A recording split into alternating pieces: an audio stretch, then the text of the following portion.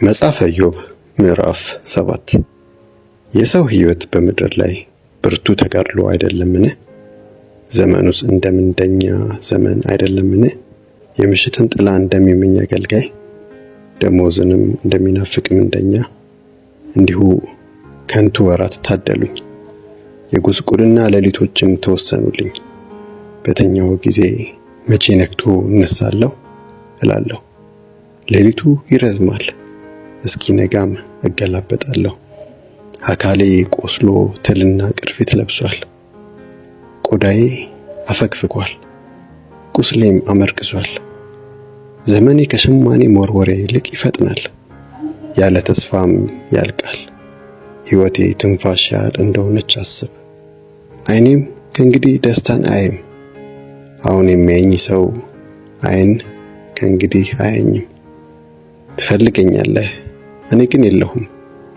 ደመና በኖ እንደሚጠፋ ወደ መቃብር የሚወርድም አይመለስም፣ ወደ ቤቱ ዳግመኛ አይመለስም፣ ስፍራውም ከእንግዲህ አያውቀውም።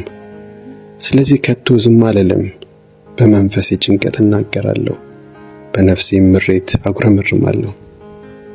በላዬ ጠባቂ ታደርግ ዘንድ እኔ ባህር ነኝን? ወይስ የባህር አውሬ?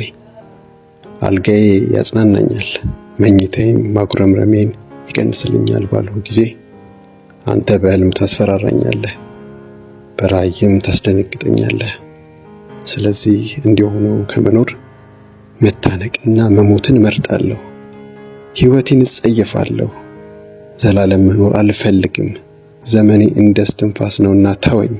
ከፍ ከፍ ታደርገው ዘንድ ልብህንም ትጥልበት ዘንድ ሰው ምንድን ነው? በየማለዳው ትመረምረዋለህ፣ በየጊዜውም ትፈትነዋለህ። ዓይንህን ከእኔ ላይ አታነሳምን?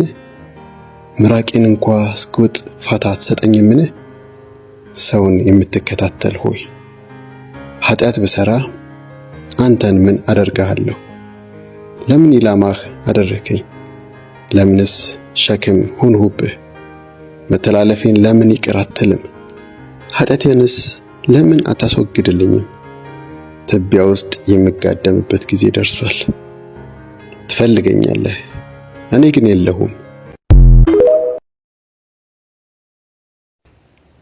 መጽሐፈ ኢዮብ ምዕራፍ 7 የሰው ሕይወት በምድር ላይ ብርቱ ተጋድሎ አይደለምን? ዘመኑስ እንደ ምንደኛ ዘመን አይደለምን? የምሽትን ጥላ እንደሚመኝ አገልጋይ ደሞዝንም እንደሚናፍቅ ምንደኛ እንዲሁ ከንቱ ወራት ታደሉኝ፣ የጉስቁልና ሌሊቶችም ተወሰኑልኝ። በተኛው ጊዜ መቼ ነግቶ እነሳለሁ እላለሁ። ሌሊቱ ይረዝማል እስኪ ነጋም